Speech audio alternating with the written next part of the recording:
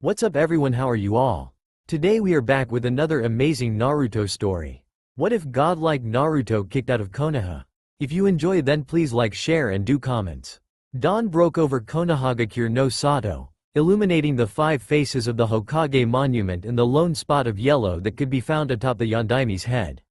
Uzumaki Naruto, proud shinobi of Konoha and the Jinchuriki of the Nine-Tailed Fox, Kyuubi, had been sitting in his favorite spot since early that morning when he had woken up with a foreboding feeling in the pit of his stomach.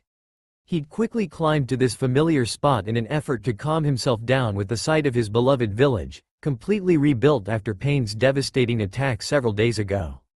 By the time he had assured himself of the village's peace, the sun was beginning to rise, so he settled himself on his idol and father's head to enjoy the sight he knew was coming. It had been almost 3.5 years since he could just sit and enjoy the colors, after all. The horizon was lightening, pinks and oranges slowly replacing the purples and indigos, while Naruto silently watched the wonder that was the sunrise. Had any one of Naruto's more recent acquaintances come across him, they would have been surprised that the hyperactive, knuckle-headed blonde could stay still for long enough to even see the sun rise. For his closer friends though, this would have been one of the first places they would have checked if they needed him and hadn't found him at his apartment this early in the day. But then, his closer friends knew him better, knew to look underneath the underneath, as Hitaki Kakashi would say, and had made the effort to meet the real Naruto. To not just befriend the hyperactive, cheerful, stubborn, loud, annoying mask, but to dig deeper to find the guarded, intelligent, wary, quiet, observant face hidden by the mask and the villagers' treatment. To then make sure that he could be comfortable dropping the mask in their presence, should he wish to. Few chose to make that effort, few even knew that was an option, and so, the mask remained, fooling almost everyone and forcing Naruto to take the name of the Dobi, and dead last. Though he was gaining many friends that would fall into the first category, the second had only increased by a few members. The recently deceased Gama Sanin, Jiraiya, and the former Sandame Hokage, Sarutobi Hiruzen, had been a part of that second group and Naruto had mourned their passing as Team 10 had Osamas. After all, very few people went through the effort to know the true Naruto, so he treasured those that did. The barest flicker of chakra behind him caused him to pull out a kunai and tense, though he recognized the chakra of one of his close friends. He'd had to watch his own back, since he was 4 years old and that was a habit he retained when he dropped his mask. Turning his head to the side, he caught sight of the cat mask and returned to looking over the village with a nod of acknowledgement, replacing the kunai into his weapons pouch. The Anbu stood silently, taking in the view for a few seconds before giving Naruto the message. "The council has requested your presence immediately."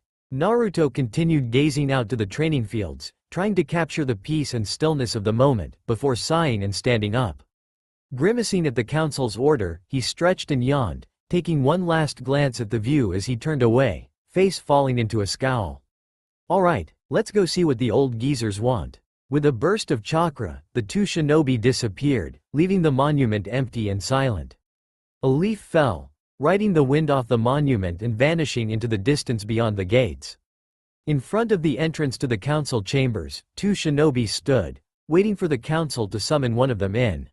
One had dark clothing, white armor, and a cat mask. The other had messy, bright, sun-kissed blonde hair and deep, pure blue eyes. This one wore a black jacket with orange stripes along the sleeves and orange pants. While the first one stood completely still, the second fidgeted, tossing a kunai up and down, up and down. "Weren't they the ones who wanted to see me immediately?" Naruto grumbled, still annoyed that they had called him so early. The Anbu didn't respond. Several minutes later, the blonde was ready to smash the door down and demand they tell him what they wanted, when a nondescript chunin finally called him in. Naruto hitched his mask on, wiping the frustrated expression off his face and pasting a bright smile in its place. "Alright, finally. Maybe they're gonna make me a chunin for saving the village. Hee hee, see y'all later. Neko ne-chan," Naruto exclaimed, hurrying into the room. The cat could only look after him, saying nothing and hoping that everything would be alright. He ambled into the room with his hands behind his head and a huge smile on his face. "Hi OG-sans, Oba-sans. What's this all about? Am I gonna be a chunin now? I was great, wasn't I?" He scanned the members in the room, recognizing that they were all civilians, and the foreboding feeling that had woken him that morning increased, settling in his stomach and seeping into his veins. His smile dimmed, his arms dropping to his sides as he asked, "Where are the others? Gigi's teammates and the other shinobi?" Uzumaki Naruto, one of the civilian heads, began, keeping to the shadows to protect himself. "You have been called here to receive your sentence. Remain silent unless spoken to." He could almost hear the sneer on the civilian's face. With a sinking feeling, Naruto realized that he didn't recognize any of the council members, meaning they had only heard of him as the demon fox, the monster, the evil that the Sandaime had refused to kill. He knew he wouldn't like whatever came next. "Uzumaki Naruto, Konoha shinobi and Jinchuriki of the Kyuubi, you have been declared dangerous by this council, based on evidence from the most recent invasion and previous reports. You almost released the Kyuubi during the invasion of the Akatsuki member, Pain, correct?" "Yes," he said, knowing that he was forcing himself into a corner and helpless to prevent it. Everyone had seen that. There would be no point in lying about it. Another council member continued, "And it was because Akatsuki was looking for you that this Pain came in the first place, correct?" Seeing no way to get out of answering the question, Naruto replied, "Yes, but..." A third council member cut him off, speaking over him. "And because you lived here, Uchiha Sasuke encountered the nuke nin Uchiha Itachi, which resulted in Uchiha Sasuke's later defection?" Outraged, he yelped, "How could you pin that on me? Sasuke to me's the one. Answer the question, Uzumaki." Naruto could almost see the self-satisfied smile on the council members' faces. Gritting his teeth in anger, he growled out, "I suppose so. Then, by your own admission, Konoha would be safer without you here." The blonde's jaw dropped, as he registered what the unnamed council member said and replayed the conversation of the last few minutes. He cursed under his breath when he found it true and braced himself for the only sentence that could possibly follow. "Uzumaki Naruto, you are no longer a shinobi of Konoha. You are hereby banished from Konohagakure.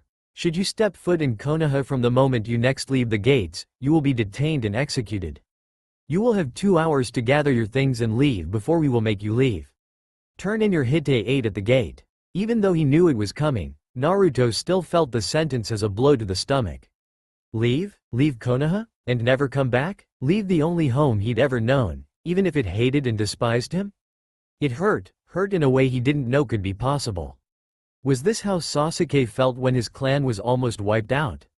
And his Hite 8, the one he had personally earned from Iruka-sensei, the one he'd used to protect Ba-san, the one he'd worn when he fought Sasuke. They wanted him to give it back. He mentally snarled, "Fuck them." He hadn't let Zabuza take it and he wouldn't let these stupid, old bastards take it from him. He blanked his face, bowing to the council before turning to leave.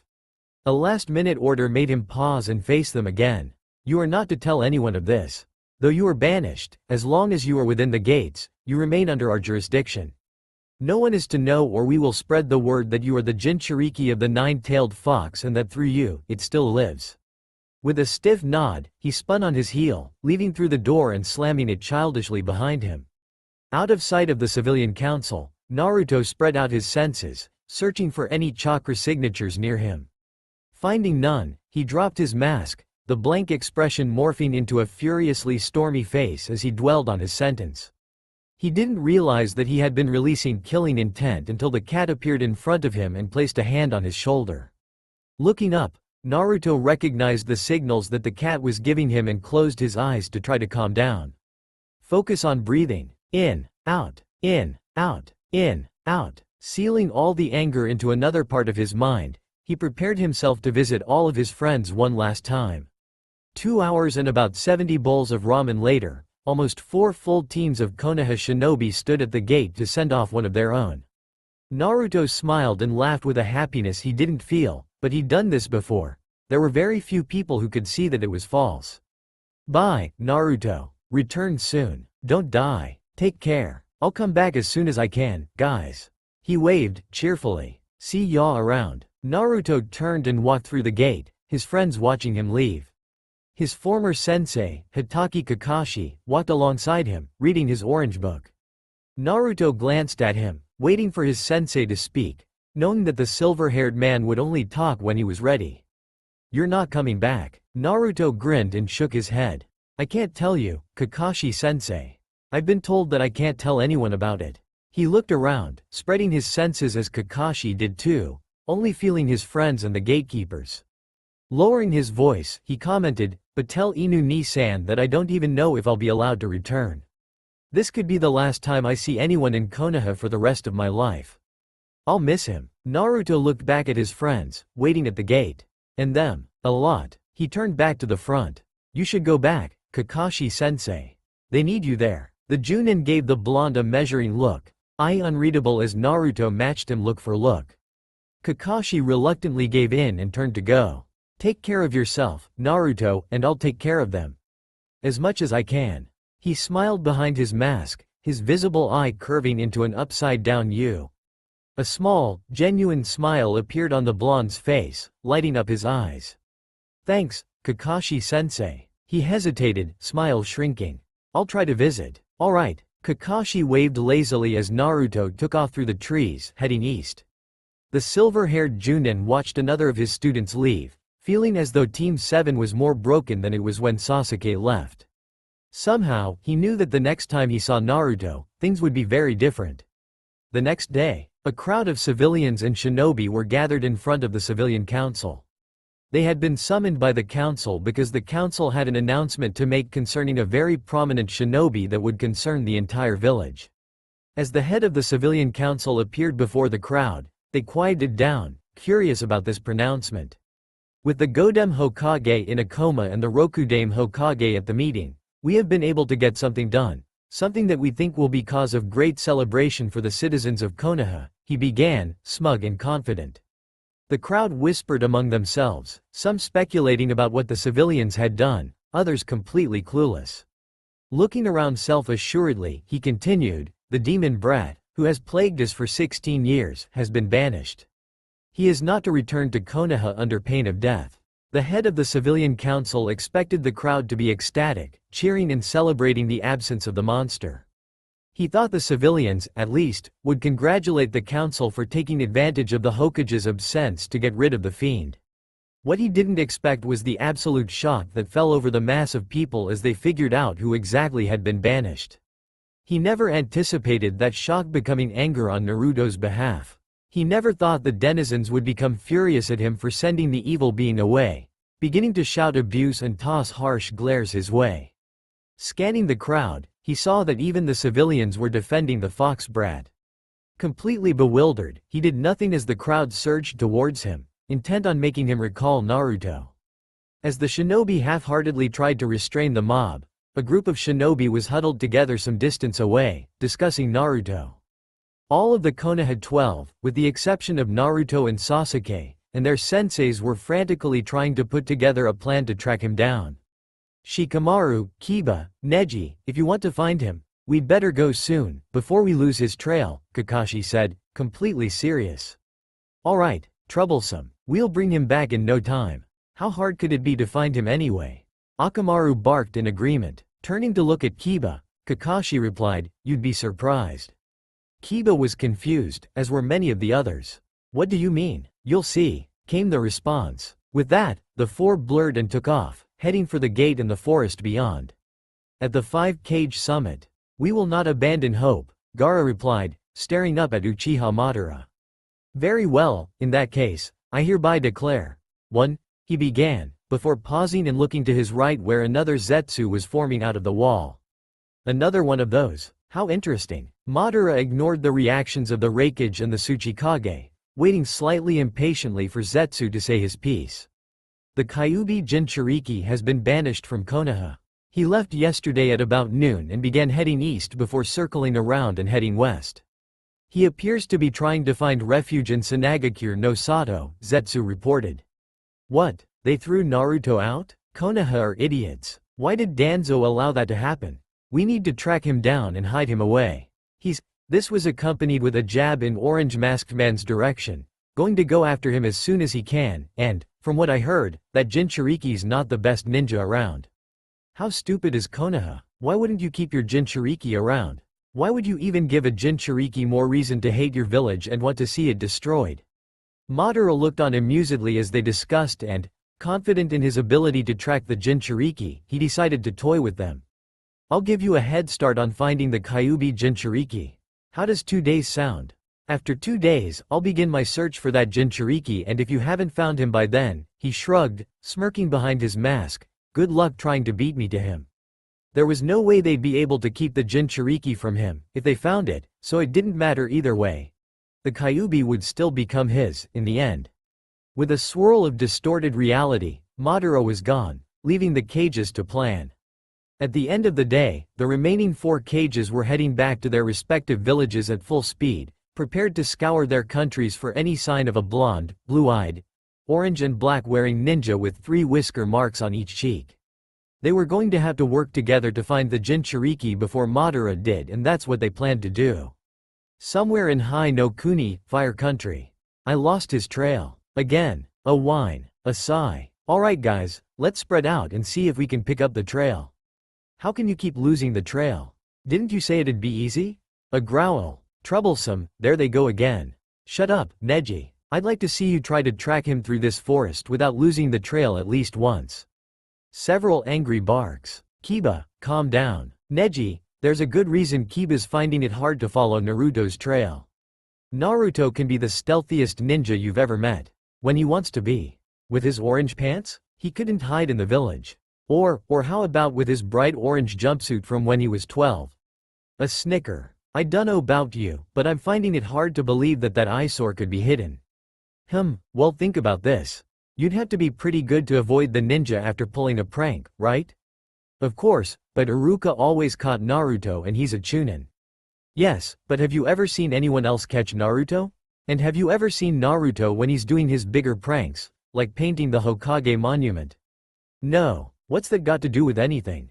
Silence. Kuso. Too. He's been hiding this whole time. Huh? Another whine. Shikamaru's right. Naruto's been faking his idiocy. And he has to be skilled to allow only Iruka to catch him and not get caught when he does those idiotic stunts of his. He's also been able to hide this from everyone for so long, we'd better find his trail fast or we really will lose him. I still don't get it. Naruto's only been pretending to be an idiot? Kiba, if Naruto really was an idiot, do you think he could have painted Hokage monument prank without getting caught? Or avoided the other ninja for as long as he did until Iruka got out there? Silence again. I found his scent. Kiba, take point again. Neji, follow him. Shikamaru and I will take up the rear. We'd better hurry, the scents are fading.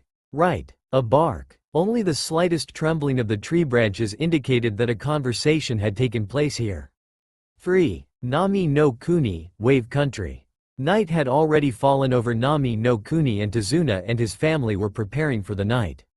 Tsunade and Inari had recently returned from Konoha, having helped in the rebuilding of the village, and both were being fussed over by Tsunami. A knock on the door made them pause, wondering who would need construction help this late at night. Another knock had Tsunami hurrying over to open the door. Hello? What can we help you with? She asked the shadowed figure, standing just outside the circle of light. It moved into the light, revealing the shape to be Naruto. A somewhat dejected Naruto, but Naruto nonetheless. Could I stay here for a bit? I just need somewhere to spend the night. Oh, of course. Come in, Naruto. Have you eaten yet? No? You must be hungry. I'll make something for you.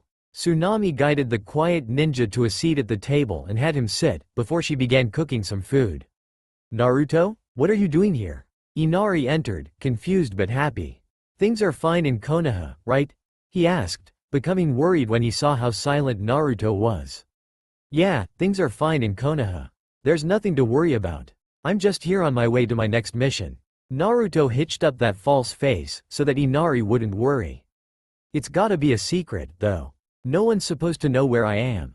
Tsunade came in and, having seen how Naruto had suddenly become that loud, boisterous brat from 3 years ago, he became suspicious of Naruto's cheer.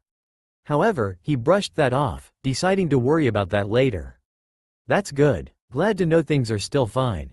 Tsunade studied Naruto, debating whether to tell him something he knew would interest any orphan. Any particular reason you decided to drop by here for the night?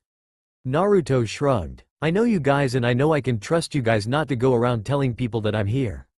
Besides, I wanted to spend some time with Inari here. He smiled that huge, bright smile and reached out to ruffle Inari's hair.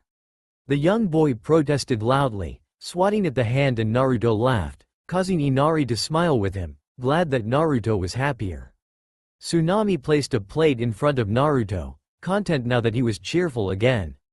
The food disappeared quickly, while Naruto entertained the small family with tales of his adventures. He avoided many of the battles and fights he had gotten into, but told them of traveling with Jiraiya and of the ridiculous situations they would get into. As they were finally leaving to sleep, Tsunade pulled Naruto aside. "Brat, there's something you should know." "Nothing bad," Tsunade reassured the suddenly worried Naruto, "just know it'd probably interest you." Curious, Naruto waited expectantly. The old man took a deep breath, before continuing, "What do you know about your mother?" Shuamatsu no Tani, Valley of the End, 4. Trees flew by in a blur as the four shinobi continued tracking their teammate, trying not to remember how they had traveled along the same path almost 3 years ago, how they had fallen, one by one, to each of the Sound Four, and how, when all was said and done, Sasuke had still left them for Orochimaru. Despite their suppression of the memories, a single thought echoed among the four, as they followed the trail that would lead them to the sunny blonde. "I hope this isn't a repeat of that." Ahead of them, flashes of orange told them that they were catching up to Naruto. Or maybe he was letting them catch up. Whatever the reason, the four were determined to convince their comrade to return with them. Not even a minute later, the forest ended in the valley where, 3 years ago, Naruto and Sasuke fought atop the water, determined to see their wishes come true. Only a few reminders remained of that fight, the weather having worn away most of them. The orange and black-clad shinobi stood on the water, surveying the valley with his back towards his comrades as they touched down behind him. "Naruto, why didn't you tell us?" Kiba demanded, as soon as they stopped. The blonde shrugged, turning to face them. "I'd rather everyone not be reminded that I'm a Jinchuriki. They're only just beginning to treat me like a normal person, you know," he replied, nonchalantly, seemingly completely relaxed. "Well, don't worry about it. The entire village heard about your banishment, and everyone got pissed." Kiba chuckled, remembering the outrage coming from the crowd. "You should have seen it, man. It was awesome. In fact, they might still be rampaging. If we hurry, we could get back and see them beat on the civilian council." He rubbed his hands in anticipation for seeing the beating. Those idiots tried to kick out one of his friends. They deserved what they got from the villagers. While Kiba was imagining the morons getting beat to a pulp, the other two of the Konoha 12 were silently studying Naruto. Neji was sure that the person in front of them was Naruto, but his gut was telling him that it wasn't. He'd checked with his Byakugan and the Tenketsu matched those of Naruto's, yet he still felt as though the individual wasn't Naruto. Shikamaru, however, was more suspicious. He knew that it was possible that the trail they'd been following wasn't Naruto's or that Naruto left that path behind on purpose. Therefore, the only reason this would be Naruto was if Naruto had chosen to let them meet, which didn't make sense if he took into account the fact that Naruto hadn't even told them that he'd been banished. So, was this a Kage Bunshin, then? Akamaru whined and pawed at Kiba's foot, trying to tell him that the being in front of them smelled like smoke and air. The huge dog knew that his partner was relying more on his eyes than his nose and choosing to trust his eyes because he didn't want Naruto to disappear. The white dog didn't want the shinobi to leave either, but you couldn't control your packmates unless you were alpha, which Kiba wasn't. Kakashi gave a silent sigh. He'd almost immediately suspected that this was one of Naruto's Kage Bunshin. After all, Naruto always chose whether to let himself get caught, no one else. And that thought was confirmed when the Bunshin gave him one of Naruto's signs. Bunshin was all it said, and he knew that Naruto was already long gone. Shikamaru spoke up, intending to confirm his thought. "Hey, you gonna tell us where the real Naruto is? We kinda want him back home, even if he is completely troublesome." Naruto grinned, that wide, bright grin with eyes squinted. "Shoulda known you'd figure it out first, Shika. Or, at least, be the first to voice it," he commented, glancing at Neji. The prodigy nodded, recalling their Chunin exam match 3 years ago. "So you aren't even the real Naruto?" Kiba demanded, quickly becoming angry about the fact that Naruto wasn't even there. "No, I'm not. I'm just a Kage Bunshin the boss sent out to lead you guys away from where he was really heading," admitted the Bunshin. Seeing Kiba open his mouth, the Bunshin quickly continued, "And I can't tell you, since I don't know myself." Would you tell any of your helpers where you'd be going if you knew there was a good chance someone would find him? The dog-like boy reluctantly shook his head, making the Bunshin grin and nod his head. Exactly. Why did you hide? Neji finally asked. If that trail was an accurate representation of your skills, you should have graduated long before you did and near the top, if not at the top, of the class. The Bunshin shrugged again. I didn't want to. It was more fun pissing people off and screwing around than advancing quickly. Besides, if I had, who would have beaten your fate-focused, hatred-driven, darkness-filled self? He smirked, poofing into a cloud of smoke, leaving his comrades with no way to track him. Damn it, where'd you go? You were supposed to come back, Dobi, Kiba snarled at the air. Neji merely shook his head at Naruto's last comment and at Kiba's response. We won't be able to follow him now. Shikamaru continued to stare at the spot where the blonde Bunshin stood. Turning to leave, he asked, did you know he was like this, Kakashi? The silver-haired Junin hummed in acquiescence. As they reached the trees again, he added, eye smiling, oh, and congratulations. You've just met Naruto. Back at the valley, Zetsu formed partway out of the ground. There was no trace of the cage Bunshin and no chakra trail to follow. Even the chakra path that had led the Konoha shinobi to the place had disappeared. Madara won't be happy about this. He was sure he'd be able to trace the Jinchuriki, stated the missing nin. He knew there would be no trail from the gates, even if the container had left one. The weather and movement of other shinobi would have ruined the trace by now. With another glance around the valley, the two-colored nin melted back into the ground to report back to Madara. Konohagakure no Sato, village hidden in the leaves. So Uchiha Madara really is alive? Tsunade asked from where she was sitting behind a table covered with empty dishes. She'd woken up a few hours ago and had been trying to replenish her chakra reserves quickly when Kakashi had entered. I don't have any solid proof, but considering his plan, I doubt it could be anyone else, the Junin replied. 5. He studied the Godem briefly, trying to decide if now was the best time to tell her about Naruto. With a shrug, he chose to tell her and then step back to watch the carnage. She'd be able to do more about it than he could, anyway. I don't know if Shizune's already told you, but the civilian council banished Naruto almost a week ago. I just returned yesterday with Shikamaru, Neji, and Kiba, after trying to track him down. They what? The Godem Hokage was on her feet in a second, eyes blazing and fury evident in every line of her body. How dare they kick him out, especially after everything he's done for them over the years? Those absolute morons. She snarled, storming out of the room and intent on giving those stupid civilians a piece of her mind. What right did they have to send him away? They don't have the authority or the intelligence to be making those kinds of decisions. When I'm done with them, they'll wish they'd never decided to take advantage of Sensei's leniency. Turning to face Kakashi and Shizune, both of whom had followed her, she asked, weren't you the best tracker in the Anbu? How could you lose him, Kakashi?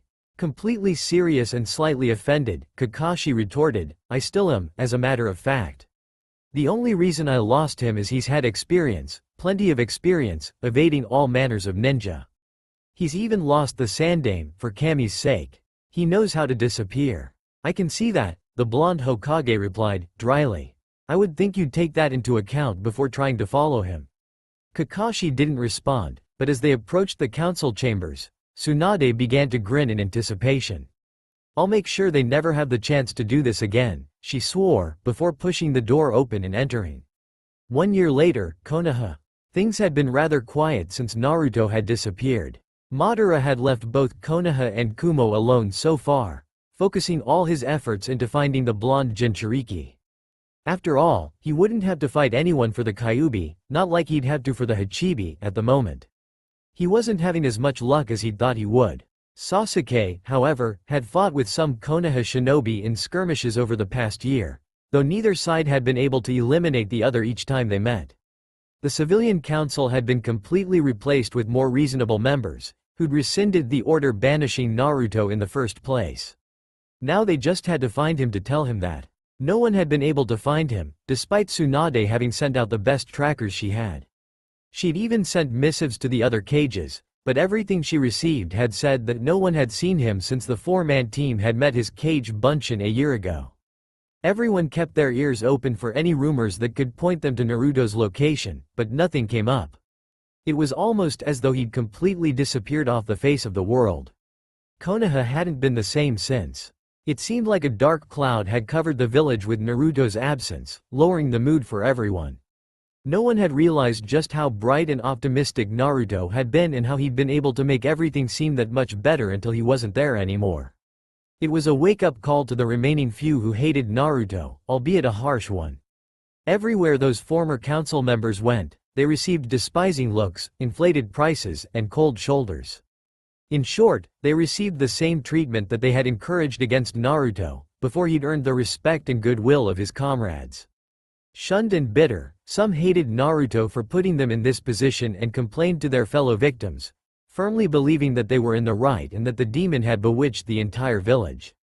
Others became ashamed of their previous behavior, especially once they began speaking to people who had known the blonde shinobi, and took their punishment in silence, resolving to find a way to make it up to the whiskered nin.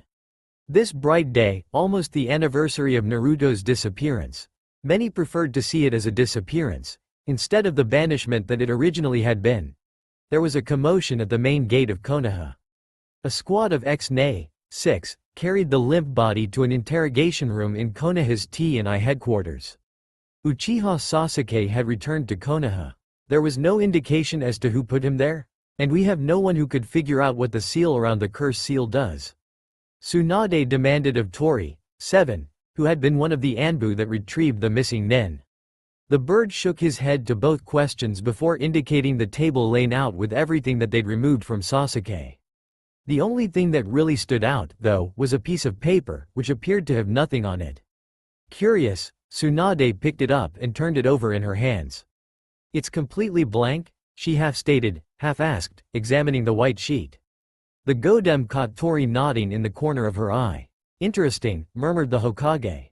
Casually deciding to try something, she channeled a little bit of chakra to her fingers and nearly dropped the paper as little black streaks appeared on it. She waved the Anbu down, him having tensed at her reaction, and studied the page. It was almost completely white again, the black fading away as time passed.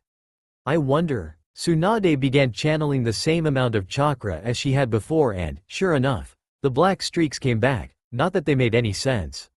However, as she continued feeding chakra into the paper, more black streaks appeared and connected with other black lines until she began to recognize the formations as kanji. "I fulfilled my promise, just like I said I would," she read aloud, confused.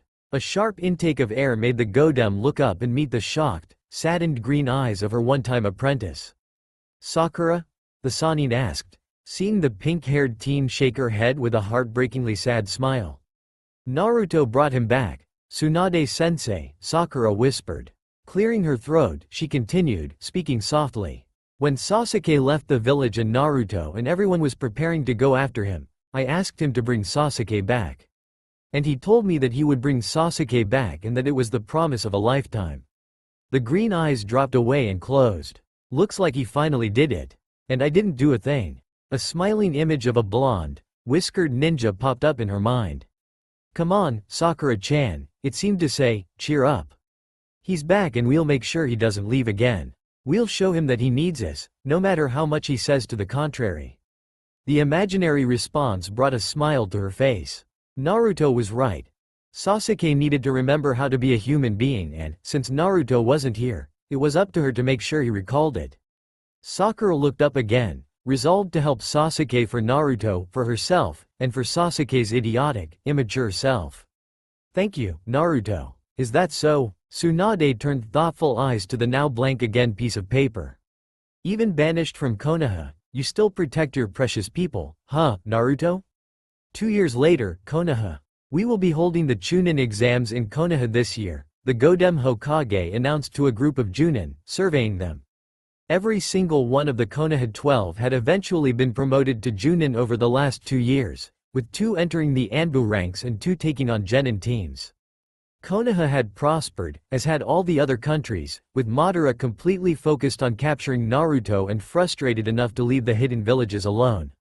Everything was as it had been before Pain attacked, but all the villages were building up their forces in preparation for when Madara's attention returned to the Hachibi. The Chunin exams had begun again and, once Sasuke had been returned to them, Konoha had fully participated in them. This year, though, Konoha would host the Chunin exams, seeing as they hadn't held them since before Pain's attack, to show the other villages that they were ready for Madara. Alright, Shikamaru, you'll be the proctor for the first exam, the Sannin Hokage said. The shadow user sighed, his hands in his pockets. Fine. As the woman's gaze moved away, he muttered under his breath, this'll be troublesome. Now, what to do? Shikamaru closed his eyes to begin planning his exam. Kakashi, you've got the second exam. I trust you won't be late for this, Tsunade told him, glaring at him as though her glare could make him arrive on time for the test. The silver-haired Junin nodded, falsely serious. Of course not. He smiled. The busty blonde barely contained the urge to roll her eyes. She eyed Sasuke and Neji, weighing them with her gaze. Sasuke, you'll have the third exam. She fixed him with her stare. Don't let the genin kill each other. Of course, Hokage-sama, said the Uchiha, staring her eye to eye. She inclined her head in response. Looking over the rest of the Junin, Tsunade commanded, we will hold the exams in 3 weeks. Make sure that the genin who'll be participating are prepared and expect the foreign teams to start entering in a week. We'll need to tighten security as the exams approach. We don't need a repeat of 6 years ago. There'll be another meeting in a few days where each of you who doesn't have other priorities will be signed up for patrols and checkpoints and the like. Dismissed. In seconds, the room was empty. Alone now, Tsunade sat down wearily and took out a bottle of sake from nowhere. I hope you're doing well, wherever you are, Naruto. This old lady misses you badly, she commented, pretending Naruto could hear her. A gray-eyed, fire-haired shinobi sneezed a few minutes after leaving his village. His genin team and accompanying Junin looked at him in concern, but a wave of his hand told them he was fine. Someone must be talking about you, sensei, the female on the team teased. Her sensei shrugged. Let them talk. I know I'll be fine and I know you guys'll do fine, so what's there to worry about? Don't jinx it, one of the male genin quietly warned, as the five headed towards Konoha and the Chunin exams. Sensei just did, the other male genin groaned. 3 days had passed since the genin team had left their village and things were quiet now. The girl and one of the boys had stopped arguing, since they had run out of things to argue about, and walked silently next to their last teammate. The 2 Junin were following behind the 3, each lost in his thoughts. As the group of 5 walked along the path to Konoha, Hikaru was traveling down memory lane, tuning out the remaining noise around him. A little over 6 years ago, he'd walked down this exact same path with a different group of genin. He remembered talking loudly to a brooding, dark-haired Uchiha and a squealing, pink-haired fangirl, with his silver-haired, lazy Junin walking behind them. They were all cheerful and relaxed, returning to Konoha safely after a mislabeled mission and enjoying their walk back. At the time, he'd just been hiding behind his mask, instinctually sealing his competency into his mind, and allowing the idiot persona to protect him. Only Hokage Jiji, Iruka-sensei, Tsuchiji-san, and Ayame Ne-chan had known his hidden self. He hadn't known the Anbu that watched over him were aware of his abilities and true personality. Sensei? Sensei. Hikaru-sensei. The fire-haired Junin shook himself out of his thoughts, returning to the present and his traveling companions. Turning to the genin that had called his name, he glanced at the only female on his team. Yes, Suzume? The pale, black-haired, black-eyed girl looked uncertain, her eyes shifting away and back every few seconds. Anyo, sensei, why do we have to hide our family names? I know you explained it to our parents, but... She trailed off, hesitant and questioning. For once, the auburn-haired, gray-eyed Kato didn't start an argument with Suzume. He was still walking next to Suzume, but he'd moved a little closer to give her support. He, too, looked up at Hikaru, wanting to hear the answer. Brown-haired, sea-green-eyed Takumi was watching the exchange attentively, waiting for the answer also, but his silence was normal. Hikaru glanced at the other Junin accompanying them. Arashi, maroon-haired and gray-eyed like Kato and himself, nodded at him to explain again. Arashi understood why, but he seemed to think Hikaru did a better job explaining. With a sigh, the Junin sensei of the genin team began to explain again. Takumi actually doesn't need to hide his family name, seeing as his family rarely left the village. Ever. Very few people know of the Hisakawa clan, so very few know what they can do. Uzumaki-sama wants them to remain as a secret backup, even though their ability doesn't seem very suited to combat. He shrugged, pausing in his explanation. Kato and Suzume looked at their other teammate, who nodded in agreement with the last statement. Arashi didn't comment, wondering and imagining again how their ability could be used offensively. Okay, that explains Takumi, but what about Suzume and us? Why do we have to hide which clan we're from? Kato demanded. Takumi rolled his eyes at his friend's impatience and Suzume nudged him with her elbow. Shut up, won't you? Sensei's gonna continue, she scolded. The other genin quieted, returning his attention to his sensei. Hikaru continued, walking backwards to face his students. Well, for us three, he pointed to himself, Kato, and Arashi. Our clan's supposed to be destroyed and scattered to the four winds. If we just walk into Konoha introducing ourselves with that name, someone's gonna investigate, especially since Naruto had that family name, as well. Any relatives of the Jinchuriki are inspected thoroughly. Their background, their history, everything about them is looked into and turned over several times before they are allowed near the Jinchuriki. Besides, we were attacked because people were scared of our Fuinjutsu abilities. Do you want them to know we survived? Kato shook his head, looking fearful of an attack, while Arashi, Takumi, and Suzume shivered at the reminder. There were stories of the attacks that destroyed Uzushiogakure almost 30 years ago, and those were told to warn the children about who to trust when they began to take missions outside of Uzu. Even now, many of the citizens were still worried about attacks from other countries, so they guarded their location fiercely. Not even their great ally, Konoha, New Uzushiogakure had been rebuilt. Hikaru nodded. Exactly. Now, Suzume, you probably weren't there when I first met with Uzumaki-sama, but the Uchiha of Konoha have practically been wiped out. She gasped in shock, eyes wide. Kato and Takumi stumbled, before moving to surround Suzume and comfort her. They were surprised that such a talented and helpful clan had been almost wiped out, but their teammate was more important at the moment. They could wonder about it later when Suzume was back to smiling and teasing. She, on the other hand, couldn't believe the other half of her clan had been wiped out and they hadn't heard of it. Though Uzushiogakure had been pretty isolated since they'd almost been wiped out, they should have heard about it. Wouldn't one of the survivors send word? Why didn't someone tell us? Didn't they think we'd want to know? Her grieving eyes turned to meet her sensei's currently gray ones, who held her gaze for a few seconds before breaking away. At the time, everyone thought Uzu was gone and dead. I didn't even know there was another Uchiha clan outside of the Konoha one before I went to Uzu, he replied, trying not to remember the last Uchiha of Konoha and his own experiences with the brooding Avenger. Oh. Her voice was small and Hikaru became concerned. His female genin wasn't usually this quiet, but that information was some pretty shocking news. He could only hope she'd be fine by the time they reached Konoha. Anyway, if the council hears about a female Uchiha in Konoha, they'll try to match her up with him to rebuild the Uchiha of Konoha. Hikaru continued over his genin's cries of outrage. They valued the Sharingan like it was gold or something, so they'll do quite a bit to regain it. No. There is no way I'm letting them force Suzume into that, Kato exclaimed when Hikaru stopped speaking. Suzume had stopped walking, pale but disgusted. No, I don't want to get married. I am just starting my shinobi career. I don't want to have a family, yet. Especially with the other branch of my clan. She shivered in disgust, wrapping her arms around herself. Takumi reached over to give her a hug, eyes blazing in protective fury. They even try it and they'll find themselves hanging from the tallest building in as tight a genjutsu as I can make. Arashi and Hikaru exchanged glances, glad that the team was so close. Hikaru's thoughts drifted to a team who argued and fought each other all the time, but when it really mattered, they pulled together to get through whatever obstacle stood in their way.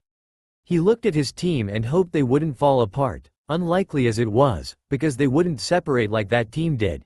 They would shatter irreparably. Hikaru added his own voice to his genins. Besides, did you really think I'd let them do that to my genin? He asked with a reassuring grin. Arashi shook his head as he saw the genin relax. Hikaru was the most reliable person he knew. If he didn't keep a promise or his word, it wouldn't be because he didn't try, that's for sure. The talk turned to training, Konoha, and stories from Hikaru's past, effectively distracting the genin for now. Hikaru and Arashi both knew that the next few nights would mean nightmares and long thoughtful silences from the genin, as well as questions about the darker side of Konoha.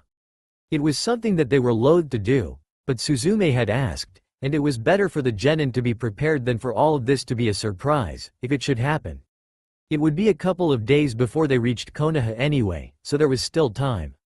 Kamizuki Izumo and Higane Kotetsu were on gate guard duty. Again, not that they minded much, as the position allowed them to be the first people to meet whoever entered, but it was usually boring beyond belief. However, with the Chunin exams beginning in a couple of days, there were plenty of people passing through the gate, merchants and foreign shinobi alike. Several of the competing teams had already been through and they'd had a chance to check them over for security purposes, but they'd also been able to judge the entering teams. So far, the ones that appeared to have the best chance of passing the first exam were that one team from Kumo, the team from Suna, and maybe that team from AIM, too. Right now, though, things were quiet. It was the middle of the day, the temperature was rising, and most people were eating lunch. The two shinobi were lazily sitting in the guard booth, hiding from the sun and occasionally glancing out toward the road, when they spotted a group of people. Curious to see who it was this time, but reluctant to leave the shade, they had a quick, silent, friendly argument about who would clear the newcomers, resulting in Kotetsu being forced out of the booth.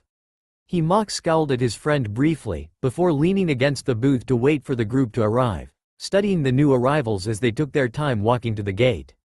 In the lead were two shinobi in their late teens. The first had maroon-colored hair and gray eyes, while the second had fire-colored hair and gray eyes. Both were wearing the flak jacket of a Chunin or Junin, but their scroll pouches were in the same place as those of Suna, 3, and the jackets themselves were gray and blue. The maroon-haired one was lightly tanned, more slender than his companion, and wore his hite-8 around his neck, while the fire-haired one was darkly tanned and wore his hite-8 across his forehead. Behind them were three kids, probably the genin team trying to advance. An auburn-haired, gray-eyed boy, who took after the fire-haired shinobi, was constantly looking around, as though he had never seen so many trees in his life. He wore his hite-8 across his forehead like the fire-haired one, too. Next to him, a pale, black-haired, black-eyed girl, who reminded the two gate guards of an Uchiha, was walking and surveying the forests on either side of the path, though she looked less curious than the first boy. Her hite-8 was hung around her neck, like the maroon-haired shinobi.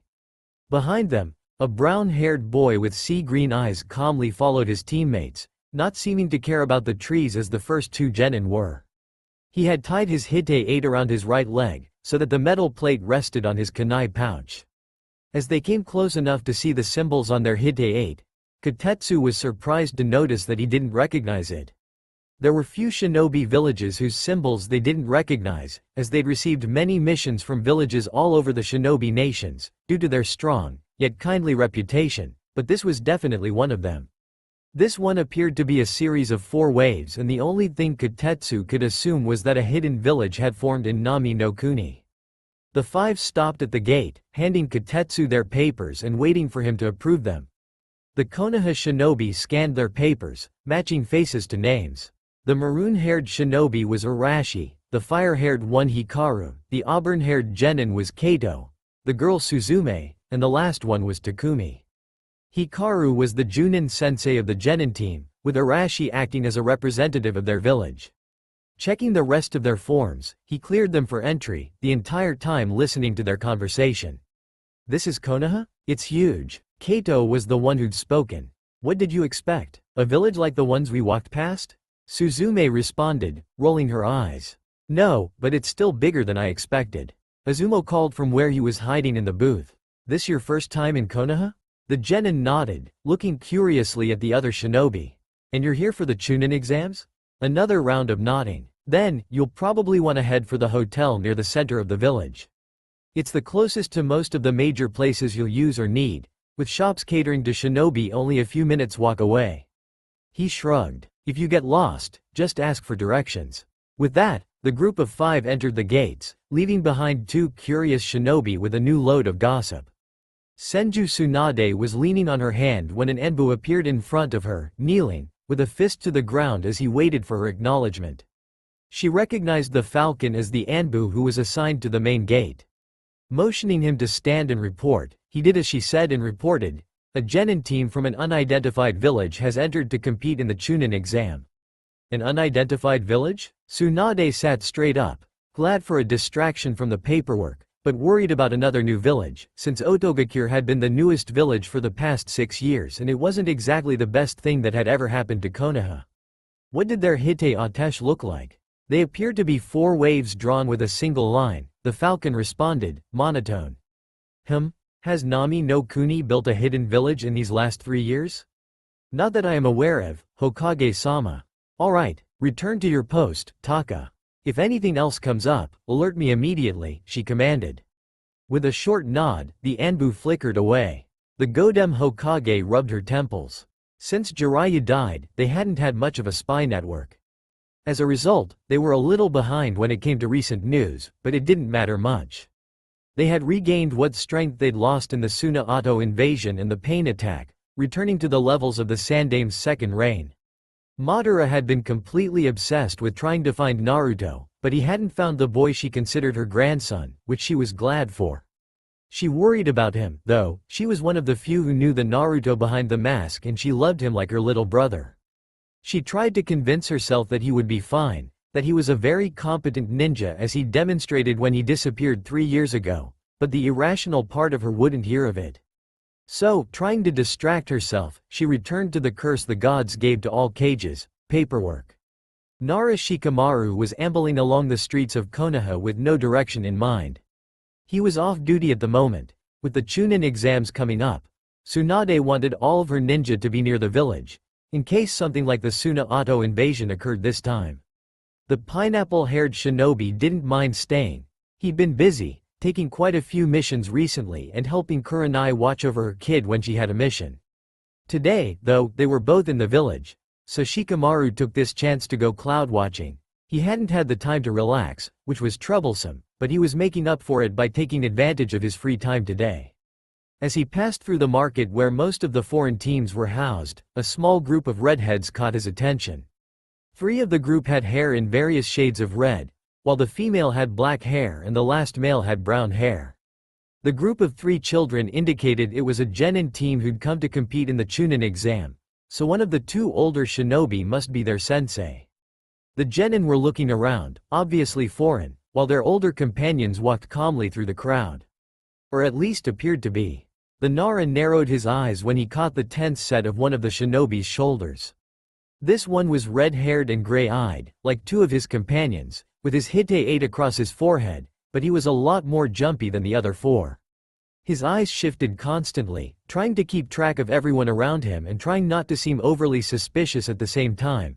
He made sure to keep the other 4 close to him, as though he had to protect them from something. He walked surely, seeming to know the roads like the back of his hand, which didn't make sense if he was a foreign ninja. Which, Shikamaru glanced at his Hite 8, he was. From Nami, if he wasn't mistaken. The group continued through the crowd, confidently taking a path that led to clan compounds. The shadow user hesitated briefly, tilting his head back to look at the clouds wistfully and sighing, before he turned to follow the odd group. Troublesome. The group of 5 foreign ninja passed through the streets, encountering less and less people as they moved away from the more populated areas. The genin led this time, with the 2 junin walking calmly behind them. After they'd checked into their hotel, Suzume had insisted that her sensei show her the abandoned Uchiha compound. Hikaru had been unable to refuse her pleading eyes, and his own guilt in telling her about it in the first place, and he ended up leading them through the streets. As they moved further from the crowds though, Hikaru could tell that someone was following them. He casually glanced around, eyes passing over the other pedestrians, and took note of the shinobi he noticed around them. None of them seemed to be following his group, but he couldn't shake the feeling of being followed and he trusted his gut instinct. It had saved him before in this village and its fine-tuning had saved his life afterwards. However, he put the thought on hold as they approached the gates separating the Uchiha compound from the rest of Konoha. He was sure that the compound's state would be another shock for Suzume. Uchiha Suzume had always been proud to be an Uchiha. Not, like most thought, because of her Sharingan, but because they were known as one of the most protective clans in Uzu. She'd studied as hard as she could during the academy and under Hikaru sensei, so that she could help justify the label of the clan and protect her family and friends. Apparently, the other branch of her clan hadn't thought so, and she'd heard the stories passed down through the generations about their other branch. They were power-hungry, quite willing to use their friends and teammates as stepping stones to greater power, and they also had a bit of an insanity streak because of their obsessive need to keep the Sharingan within the clan.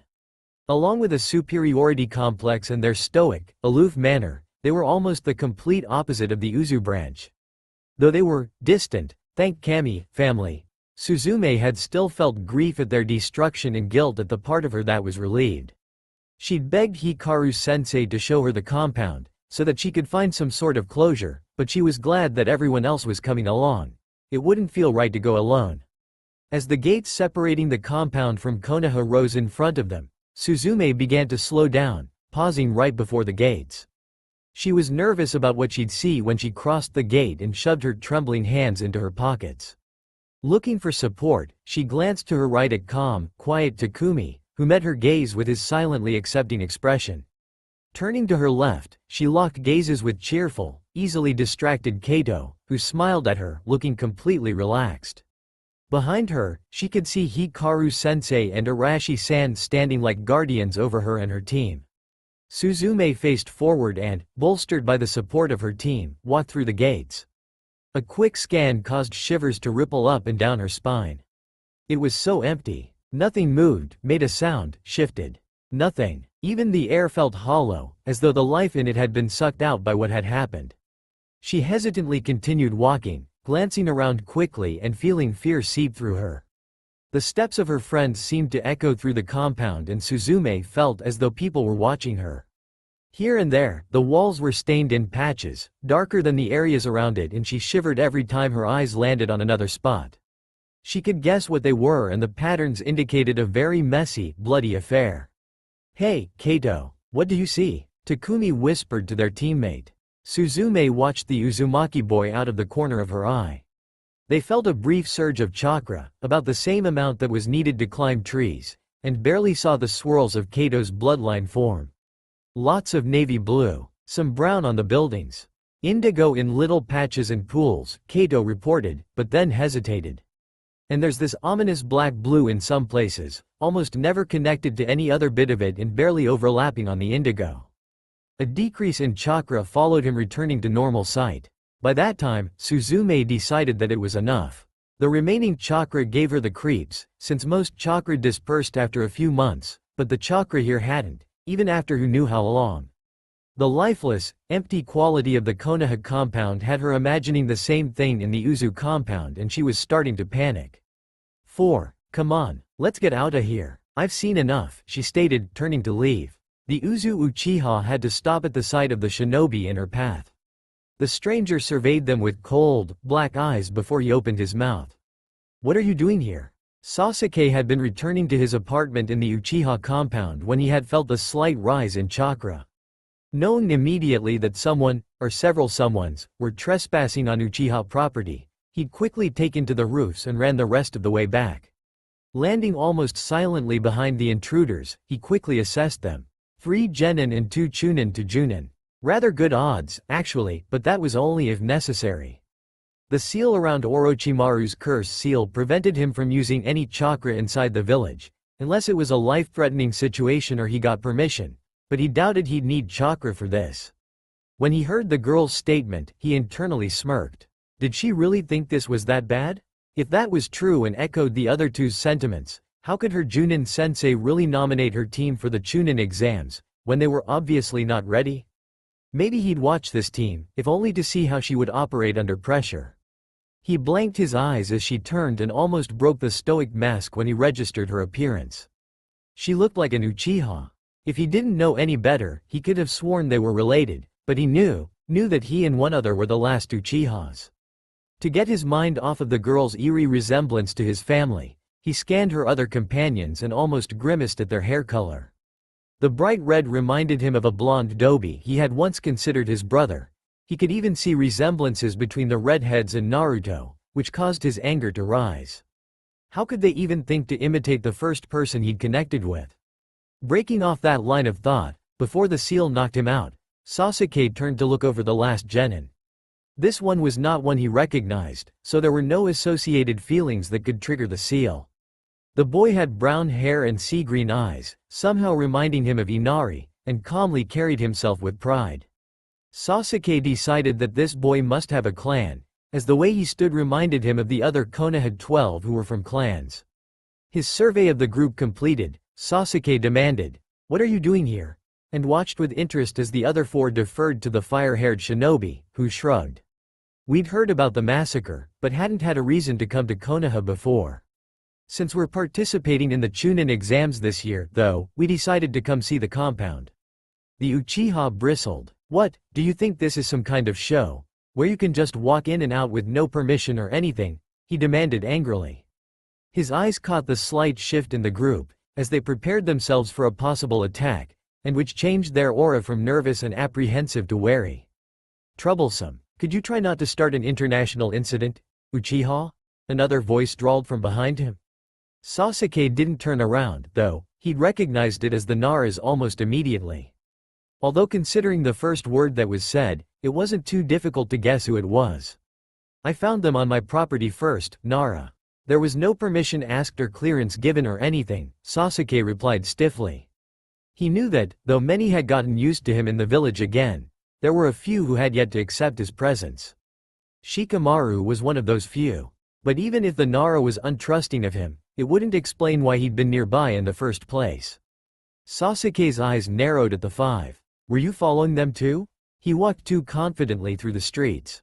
The lazy nin nodded towards their chosen speaker. "And they're foreign." Was Sasuke's response. The Konoha Uchiha was suspicious now. Why would these foreign shinobi know Konoha's layout so well? He hadn't missed the way the fire-haired foreigner had looked at both him and the Nara. The foreigner had recognized them, and not from a bingo book. "Look, I visited this village before, okay? That's why I know my way around," the redhead replied, annoyed. "Sorry about trespassing. We're just here for the Chunin exams and my genin were curious." "If there's nothing else," he continued impatiently. Sasuke was about to demand more answers from them when the Nara stepped aside to let them pass, calculating gaze on them the entire way. The self-proclaimed avenger gritted his teeth in anger, but let them pass quietly. When they were out of earshot, he turned to Shikamaru, anger pushed aside for the moment. "Did you notice that he recognized us?"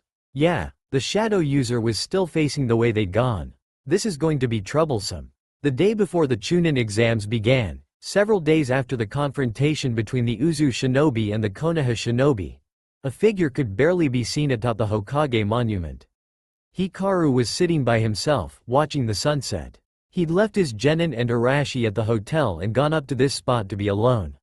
It was still odd, even after 7 years, to have people who would actually seek him out to talk or spar or joke around with. Sometimes he missed his solitude, where he could think in silence and not have to put up a front for anyone. But if there was anything he really missed after he'd left, besides the obvious ramen, it would have to be the view of the sunrise and sunset from the top of this mountain. Uzu didn't have the same scenery and ocean sunrises were pretty nice to see, but they weren't the same as Konoha sunrises and sunsets. Here the setting sun would paint everything red and orange and yellow, causing it all to look as though everything was in flames. It was probably why this had been named Hai no Kuni, after all. Steps behind him made him shift a little to see who it was. It was Iruka-sensei, so he turned back to continue watching, momentarily forgetting that he was Uzumaki Hikaru at the moment. Iruka, on the other hand, was surprised. As far as he knew, no one went up here anymore, since Naruto had left, but there was someone there. The person shifted and Iruka stumbled. He looked almost exactly like Naruto did during the sunset, though Iruka was sure Naruto had left.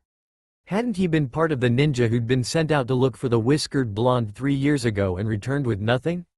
Still, Iruka couldn't shake the feeling that this could be Naruto. The nin sat the same way Naruto had, he looked like Naruto did at this moment, and he'd reacted the same as Naruto did when he was up here without his mask. Well, he wouldn't know until he asked, right? So, Iruka gathered up his courage and asked, hesitantly, "Naruto?" Hikaru almost answered, but a slap from some inner self reminded him that he wasn't here as Uzumaki Naruto, the Jinchuriki and Konoha nin. He was Uzumaki Hikaru, Junin sensei to Team 3, Uzu nin, Jinchuriki, and not supposed to know the Konoha Chunin Amino Iruka. Instead, he responded with a, "Sorry? Oh, was I not supposed to be up here?" and scrambled up, dusting his pants. Iruka could feel himself deflating at the stranger's reply. He'd convinced himself that it was Naruto and then been disappointed again. He really missed the annoying blonde ball of light. No, it's fine. I just thought you were someone else." He looked towards the sunset, too. "Someone I really miss." Hikaru knew Iruka was talking about him as Naruto, so it was a bit awkward to realize that his Iruka-sensei was missing someone who was standing right beside him. The now Uzu nin fidgeted, shifting side to side and itching to take out a kunai to toss up and down. But that would give him away, so he remained uncomfortably standing exactly where he'd been. "Are you here for the Chunin exams?" Hikaru just about jumped on the question, eager to leave the silence now that he wasn't alone. "Yeah, my genin team's back at the hotel, probably driving our representative crazy, and I had to get out." Iruka chuckled, remembering a certain blonde in his class before said blonde graduated in an unusual fashion. "I know what you mean." Another silence followed, before Iruka spoke again. "You should really get back to your team. They'll probably feel better about tomorrow if you're there." "Alright, I'll see you around then, Yeah." The shinobi flickered away in a shunshin, leaving behind leaves. Iruka stared at where the odd nin had disappeared. Surely the obviously foreign shinobi hadn't been about to say his name, right? He hadn't given it to the nin at all. Turning to leave, Iruka resolved to watch the fire-haired ninja and went to find the Hokage to tell her about this encounter. Kato was excited and nervous. In a few minutes, they'd begin the first exam of the Chunin exams and his team would be on their way to becoming Chunin. He knew that Takumi and Suzume hadn't had much sleep last night, just like him, but they were all ready to face the tests. He could see Takumi making little lightning-covered strings of chakra by bringing the tips of his fingers together and then spreading them out on his right and Suzume fiddling with a scroll on his left. They were also prepared and nervous. Though Hikaru-sensei had already told them that it was fine not to pass, Kato knew that their pride as a team wouldn't allow them to fail on the first test.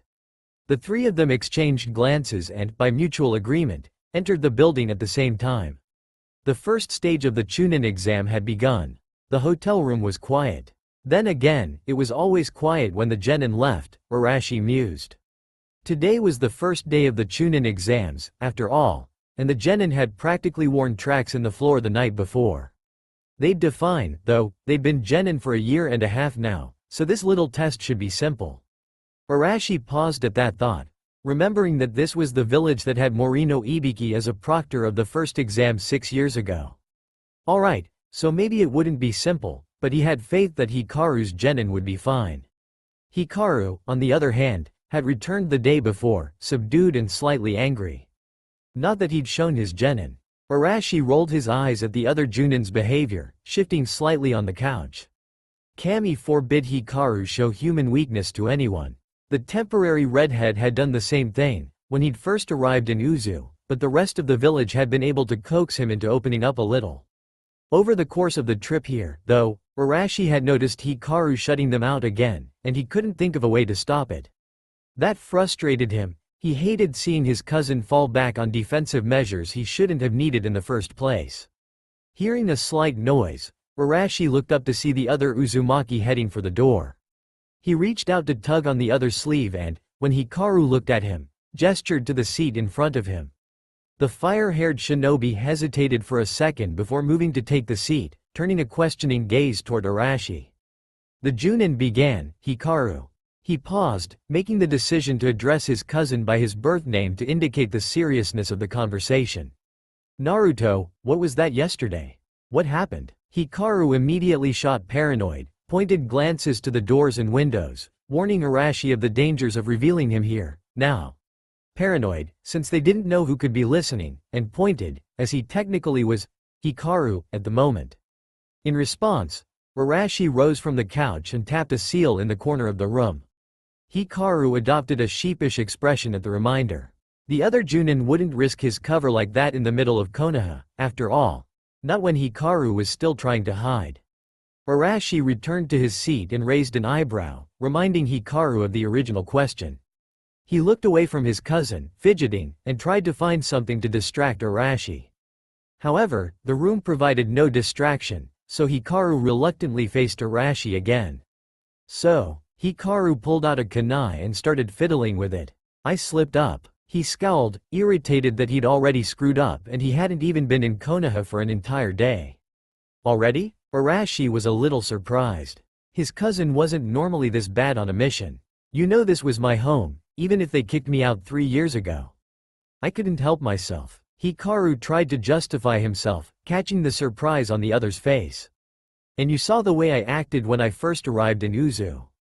Here, that's all they know, and seeing my friends, I felt like I'd never left. He shrugged helplessly. So that's why you wanted to place mental seals on yourself, the maroon-haired shinobi stated. Arashi now realized that Hikaru had been fully aware that he'd slip up with his old friends and tried to prevent it, but without the complete explanation, he'd been turned down with a lecture. Yeah, I mean, I get what Ji-chan's saying about the mental seals, but… He shrugged again. While Arashi was still apprehensive about Hikaru erecting those mental barriers, he was aware that his cousin had actually arrived in Uzu with them in place. He hadn't had too many side effects from the separation and merging, though, so Arashi decided it couldn't hurt to let him set those up, especially with the way this trip was already turning out. I think, in this case, Ji-chan won't have to know about it, Arashi replied, slowly. Hikaru brightened immediately, but Arashi quickly continued, however, I still need to know about yesterday. Hikaru sighed. Shikamaru and Sasuke, the two we met yesterday, noticed that I'd recognized them. He hesitated, and I went to the monument to watch the sunset again. Iruka caught me. Wonderful, Arashi muttered dryly. He should have known that this mission would get difficult, they always did with his cousin.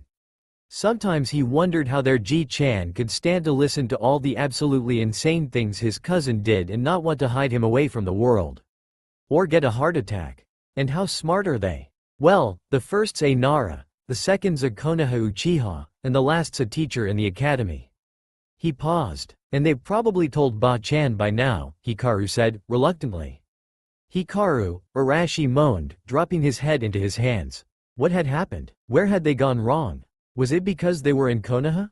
He knew his cousin loved this place, had never stopped loving the village really, but was that the reason? Since he loved it so much, he couldn't stand to lie to it? Or maybe he was so used to acting a certain way that he unconsciously slipped back into that role, even though he knew he was supposed to act like a different person. Why can't you pretend this is a mission or something? Hikaru shifted uncomfortably. I've been trying, but it doesn't work. It's still home to me and nothing's really changed, it's like I've stepped back in time. His voice trailed off in the end, slightly uncomfortable with the admission, but continued after a few seconds.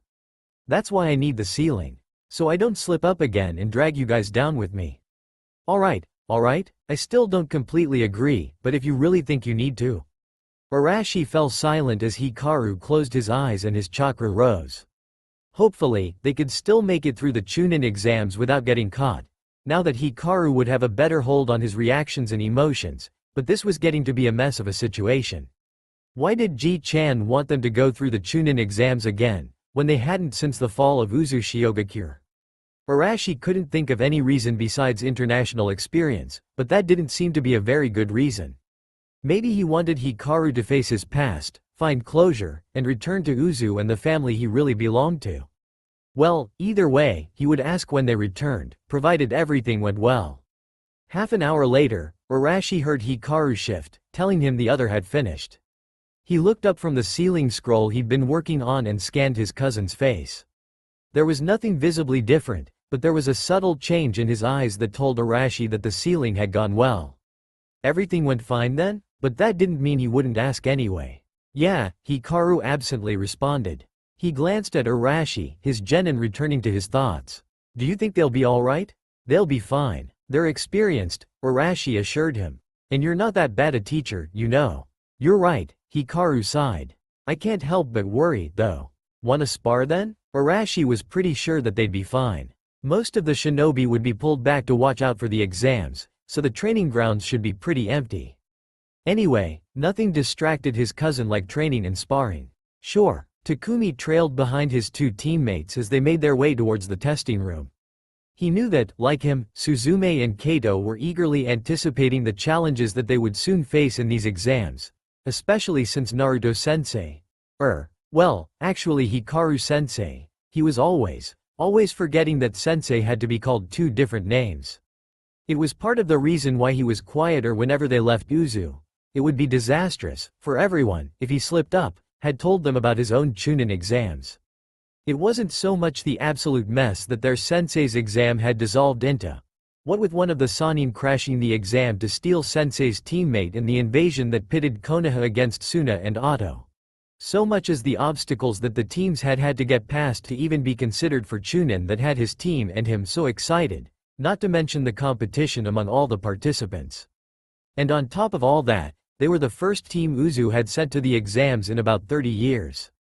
Even if the other countries didn't know that, they had to do well, if only to satisfy their pride. If rookies could make it to the third round, then his team, with a year and a half of training and missions and Naru Hikaru as their sensei, had to do at least as well. Yet, despite his confidence in his team and his abilities, Takumi couldn't help feeling a slight twinge of unease somewhere in the back of his mind. It was the same sort of feeling he'd had just before they'd walked into a trap on one of their missions, the feeling that something wasn't right, even if he didn't know what it was. He was sure it was connected to Hikaru-sensei's weird behavior last night, as they'd all been able to see the change when, normally, no one could. But a quick glance at his teammates told the brown-haired genin that they had put it out of their minds for the moment. The obstacles of the Chunin exam were a more pressing problem. Which is where my thoughts should be, thought Takumi, but even with the first round of the exam looming right ahead of him, he couldn't stop thinking about his sensei and his own uneasy feeling. As they reached the door, Takumi met Kato's questioning gaze with a raised eyebrow, catching Suzume's determined nod in the corner of his eye. Kato grinned back at them and pushed open the door, leading them into the testing room with confidence. As soon as they cleared the doors, though, Takumi blinked 3 times in surprise, identifying the Konoha nin immediately as the one from several days ago, though nothing else betrayed his surprise. And, by Suzume's sudden stiffness and Kato's slight pause, Takumi knew that they had also recognized the pineapple-haired shinobi currently leaning on the wall at the front of the room. His uneasy feeling took on a sense of foreboding as sleepy brown eyes landed on his team and immediately sharpened. Shikamaru was bored. Yes, the Chunin exams were starting. Yes, he was the proctor for the first exam, and yes, that exam was set to begin in a few more minutes. Yet the lazy ninja was bored. All he really had to do was talk for a bit and then watch the teams. The Chunin would take care of the failing groups and he could just sit back and relax. Well, as much as he would be able to in a tense room full of genin, all trying to become Chunin. Of course, that was before the next team walked in. As soon as the shadow user swept his gaze over the new arrivals, he'd recognized them as the team from a week or so ago, the one following the Junin who'd personally recognized him and the Uchiha. And, from the way they'd reacted, they recognized him as well. The one in the front hesitated for a split second. Shikamaru could almost see him suppress the urge to stop and demand answers, before he continued as though nothing was wrong. The girl, who looked like she could have been an Uchiha, tensed and her fingers twitched toward her weapons pouch, but then she resumed her walk, eyeing him warily. The last one merely blinked at him. Since the exam would technically start in another 5 minutes, Shikamaru decided to spend the rest of the time examining this team, as Neji and Sakura had told them that the Godem had not been aware that there was a Namigakure no Sato, one, and that she wanted to keep a close eye on the shinobi of the new village. They'd been caught off guard once before and she refused to let that happen again. The genin, though, seemed to be pretty normal. The one who'd paused at the sight of him, a red-haired, gray-eyed genin, seemed to be having a bit of an argument with the girl, who looked uncomfortably like an Uchiha, while the last one, this one a brown-haired, green-eyed genin, looked on in exasperation. Nothing really set them apart from the other genin as far as he could tell from his brief observation. In fact, the only reason he was paying any significant attention to them was his last run-in with them had piqued his curiosity and the Hokage wanted as many eyes on them as possible. The last 5 minutes passed with nothing extraordinary happening, which was just the way Shikamaru liked it, and, when the doors closed behind the last team, he sighed, pushing off the wall he'd been leaning against to begin the exam. Kato tried to ignore the gaze of the proctor as he and his team went over last-minute checks, but it was difficult when he could see the ninja watching them from the corner of this eye. Takumi, though, looked like he was absolutely fine, except for the fact that his hands were hanging and he was standing straight up.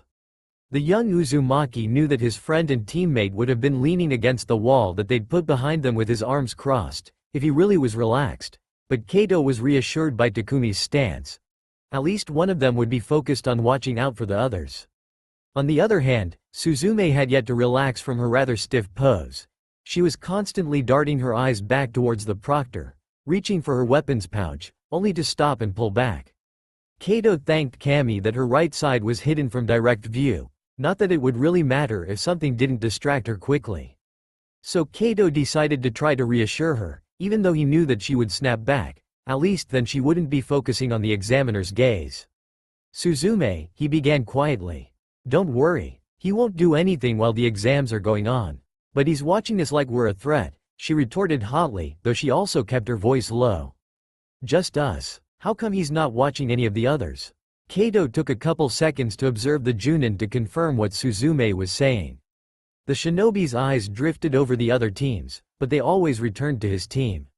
Just before those eyes met his, the gray-eyed genin dropped his gaze and turned back to his team. Takumi was already answering Suzume's question. Because the last time they had a new village enter their Chunin exams, it resulted in an invasion and the entire mess that Sensei got into before he came to our village. "I'm sure the Hokage doesn't want that happening again. But we're not a new village," Suzume protested unthinkingly. MMPH. Takumi had slapped his hand over her mouth and then dodged her reflexive counter, while Kato quickly looked around. How many of the nearby teams had heard that first syllable and would any of them start prying? "What did you do that for?" she demanded outraged when the Uchiha recovered. Takumi hissed angrily, "Remember where you are right now, baka." Suzume recoiled, hurt flashing across her eyes at Takumi's voice. Kato was taken aback. Takumi was usually the most level-headed of the three of them, but they'd never really gotten him mad before. The last time he'd been anywhere near this angry, they'd just found his younger siblings playing with live kunai. He continued, sea green eyes glaring at Suzume as he emphasized every word. "We are in a room full of shinobi from throughout the elemental nations. One slip up and we'll have everyone from Kiri to Suna coming down on our home. I don't particularly want to live through a fall. Hearing the stories were quite enough for me, but if you really want to, keep right on talking." Kato winced. He knew Takumi could be quite vicious when he was pissed off and this just confirmed it. He knew Takumi knew exactly where Suzume's thoughts would go and what she would be thinking of, but he wasn't sure how she would react. Takumi sometimes seemed to be able to understand the only girl on their team much better than Kato, though it was Kato who she usually spent time with. But then, Takumi had two younger sisters. Suzume had paled, her fear and horror replacing the outrage and hurt that had been in her eyes previously, and she closed her eyes, bowing her head. Seconds ticked by where Kato worried that she had started crying, but when she lifted her head, a determined expression had settled on her features. Kato felt his confidence grow, despite the worry and apprehension that the proctor's gaze seemed to cultivate, as he recognized that expression. He looked at Takumi to see the normally calm genin nod to himself in a satisfied sort of way, and the red-haired Uzumaki realized what his teammate had done. By reminding Suzume of the threat their village faced, he'd snapped her out of her growing panic for herself and helped her clear her head in preparation for the exam. As she hadn't hit, burned, or otherwise hurt Takumi, Kato knew she'd also seen his objective and, if her confident nod was any indication, she was mentally prepared for the exam. Turning back to the proctor, who'd moved to the middle of his raised platform, Kato felt like his team could actually pass this exam. "All right. Listen up, genin," Shikamaru said, above the chatter of the genin teams gathered in the room. The teams quieted down and turned to look at him. "I'm Nara Shikamaru, the examiner of the first part of the Chunin exams. Before I explain what you'll have to do for this round, each team should sit in one of the tables spread out around the room." The teams grumbled a bit as they went around claiming tables and taking seats. When the genin stopped moving, each team was seated around a small wooden table and they all turned back to the Nara, as Chunin went around placing a box and a manila folder on each table. With a sigh, the shadow user continued. "Each folder contains 3 clues that will help you open the box in front of you. You have 1 hour to open the box correctly and retrieve the scroll inside. If you fail to open the box by the end of the hour, you fail. If you open the box incorrectly, you fail. If you somehow destroy the scroll within the box, you fail. You only have one chance to open the box and we will know if you screwed up. He paused, thinking. That's about it. No questions allowed and you can't talk to your teammates. Some of the genin opened their mouths to protest, while others paled or gaped at him. But Shikamaru ignored them all with a small smirk. The test begins now. Hikaru hit the ground hard, his breath leaving in a whoosh, with his opponent pressing down on him. A quick, harsh kick and a bit of wrestling later, he had the other pinned to the ground, unable to get up. He held the other ninja there for a couple more seconds before he released his cousin and got up, only to settle himself back down right next to the downed ninja. Arashi rolled over to face his cousin and frowned, rubbing his stomach. That was different. Different? Hikaru raised an eyebrow. Different, how? Arashi looked out towards the trees, replaying the most recent fight in his mind. Some of those moves, I've never seen you use those before, he said slowly. Not when you just arrived and not after you finally opened up. Huh? Hikaru cocked his head at his cousin, looking at him curiously. Arashi shook his head. Never mind, I can look into it later. With a shrug, Hikaru flopped onto his back. Alright then, whatever you say. A couple moments of silence passed where only the wind could be heard. How do you think they're doing? Arashi groaned. Time's not gonna move any faster just because you asked again, Hikaru. I can't help it, Arashi, Hikaru returned, glaring up at the maroon-haired shinobi sitting beside him. I keep telling myself they'll be fine and then I'll remember all the things that could go wrong. He returned his gaze to the clouds above him and felt nothing as he remembered Shikamaru. A part of him found that chilling. I'll have myself almost convinced that they'll breeze right through it and then I'll get this image of Orochimaru bursting out through the trees to kill them or the way Gaara's sand just… He made a smashing motion with his hands, and then I'll start to worry all over again. Hikaru, they'll be fine, Arashi repeated, rolling his eyes. His cousin worried more than his mom did. You did do a good job with them, regardless of how you feel about it. I mean, look at the way you guys got through that C rank. I certainly couldn't do that with my teammates when I was their age. Yeah, but it ended up even worse than the C-turned A rank that I went through as a genin. I mean, sure we fought against missing Nin and Zabuza and Hikaru, but none of us were in actual danger of dying, Hikaru said obliviously before pausing, as Arashi's sweat dropped. Yeah, that's what you think. The fire-haired Nin's brow furrowed. None of us were in danger of dying, except Kakashi-sensei and Tsunade-san. He repeated slowly in a voice that told Arashi that his cousin was re-examining the events of that mission. Hikaru wouldn't have killed me or Sasuke and I'm pretty sure if Kakashi-sensei had lost to Zabuza, Hikaru wouldn't have let him kill Sakura. But Kakashi-sensei wouldn't have lost to Zabuza unless he killed him and Zabuza could only complete his mission by killing Tsunade-san. Arashi blinked. Apparently, his cousin really could have gotten away from the Demon of the Mist if things hadn't gone the way they did. Or, at least, he had pretty good reasoning as to why he probably would have been safe. Not that Arashi was too surprised, things had a way of working out like that when Naruto, or Hikaru, was involved, but still, it wasn't every day you learn that your cousin encountered a missing nin at 12, who probably wouldn't have minded letting him live. Hikaru shook his head after a while, clearing his thoughts and refocusing on his current team. Anyway, Arashi cut him off. I'm sure they're fine, Hikaru. It's only been about 15 minutes since they started and, if this exam is anything like the exam you went through, nothing dangerous should have come up yet. Yeah, you're right, the fretting Junin replied, starting to gain confidence. This should only be the information gathering part, so they should be fine. Arashi gave a sigh of relief. Maybe now Hikaru could relax for a couple of minutes. Kuso, I don't think I covered information gathering. Arashi, I don't think I covered it. They're gonna fail, Arashi. Hikaru. 5 minutes into the first exam, Team 3 had opened the manila folder, taken out the 3 pictures, and proceeded to try to puzzle out the clues. The first page had a picture of a forest, in the middle of a storm, on fire, after being struck by lightning. The entire thing was in black and white, except the lightning, which was yellow. The second page held a diagram of the Tenketsu, as well as the 8 gates, completely labeled. The third page showed a ninja summoning a small animal. How are these supposed to help us open the box? Kato thought in frustration, glancing around the room. They don't even make any sense. He turned his attention to his teammates. Takumi was examining the Tenketsu page, his eyes darting across the piece of paper, and the Uzumaki knew that his friend was matching up the diagram he'd memorized to the one in front of him. Suzume had narrowed her eyes at the box itself and seemed to be trying to glare it into opening when Kato caught a flash of red in her eyes. Oh, so that's what she's doing. Kato mentally shrugged. Well, it made more sense than trying to glare it open. Activating his own dujutsu, he turned his gaze towards the box as well, trying not to get distracted by the flashes of other colors he caught on the edges of his vision. The box itself had no chakra color, but swirling around it was a black layer sluggishly shifting around in a pattern that he thought might look familiar. He squinted his eyes, watching that black layer intently, spotting some brown spots that he might have missed otherwise, but he couldn't remember where he'd seen that pattern before, so he returned to normal vision, feeling the beginnings of a headache. Kato looked for the clock and saw that about 10 minutes had passed, which left them with 45 minutes to solve the puzzle.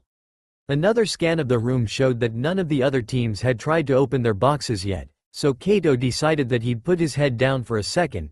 Suzume had moved on to a paper clue and Takumi was still scanning the diagram, but neither of them were paying attention to him and the headache was growing. Burrowing his head into his folded arms, Kato closed his eyes and listened to the rustling of papers around the room, as he tried to decipher that pattern on the box.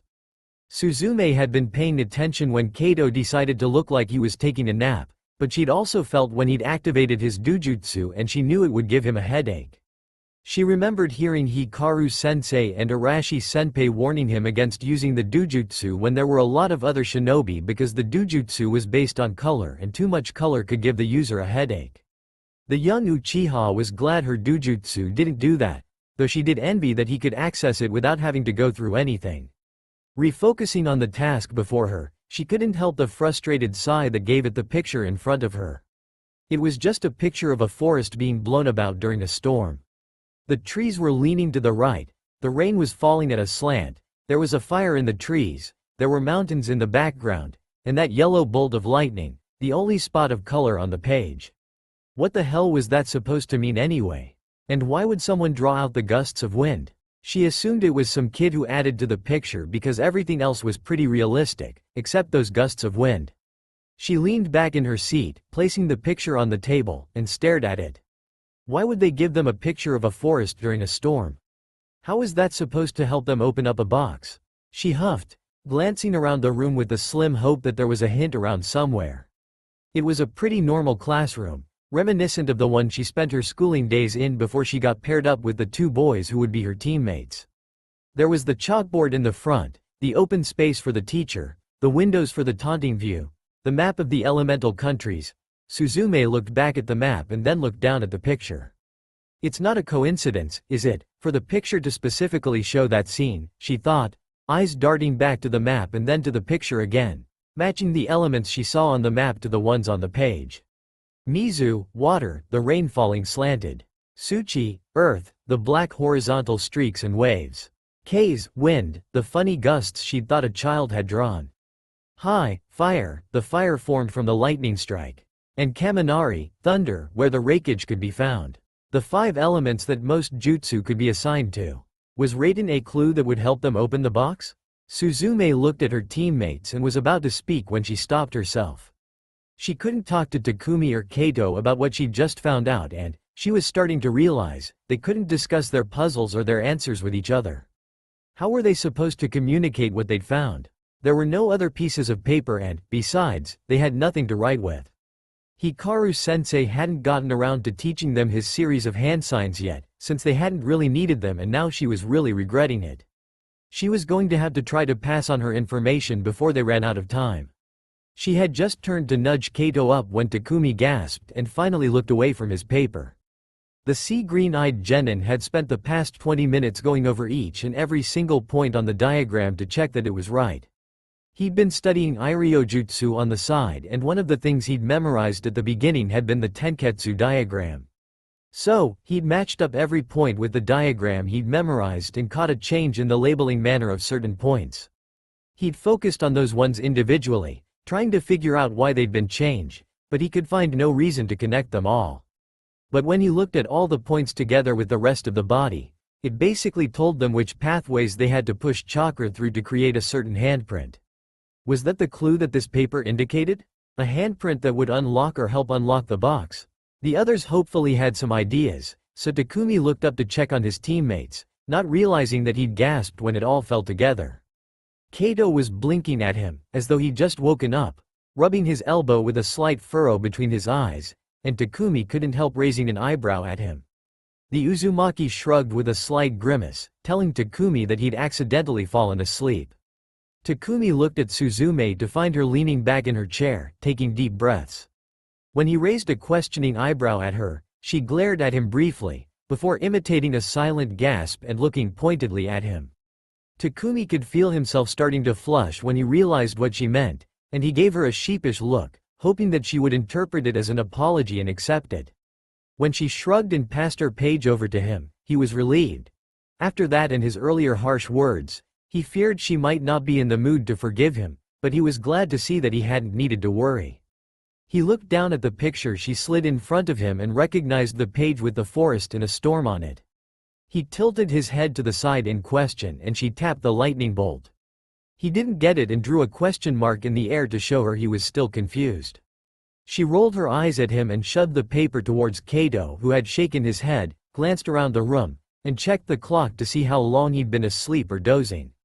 When she repeated her actions, the gray-eyed genin looked from the paper to her, to the paper, and then leaned back and closed his eyes, folding his arms to indicate that he was thinking. While Kato was thinking about that, Takumi took his diagram and showed Suzume the path he'd found in the Tenketsu points. She studied the diagram for a couple of seconds, before nodding slowly and looking back at him with the question in her eyes. He gestured toward the box and mimed twisting a key in a lock, before looking back at her with the raised eyebrow. She tilted her head, considering the question, and then nodded hesitantly. She then pointed at him and brought her fingertips together and pulled them apart a couple times, at which Takumi realized that she had been talking about Raiden being one of the clues. Kato had opened his eyes while they were exchanging their information and picked up the last page from the folder, the one with the generic ninja summoning a small generic animal. The other clues had given them an affinity and a pattern?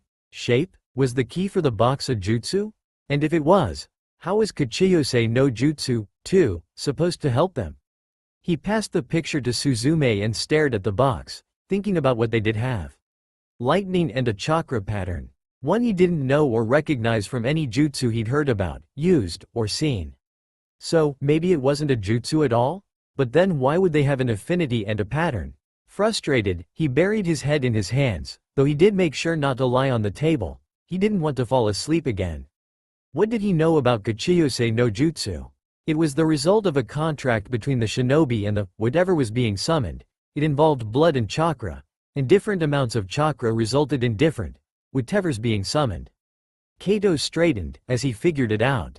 So to summon something small, you'd need a small amount of chakra, which means that the amount of chakra needed to unlock the box was the same amount needed to summon a small thing.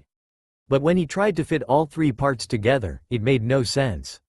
Regardless, he passed on his information to Takumi and Suzume to think on, though it took some time to indicate level or amount of chakra to them. By the time they'd understood, they had 35 minutes left and the first team decided they'd gotten the combination.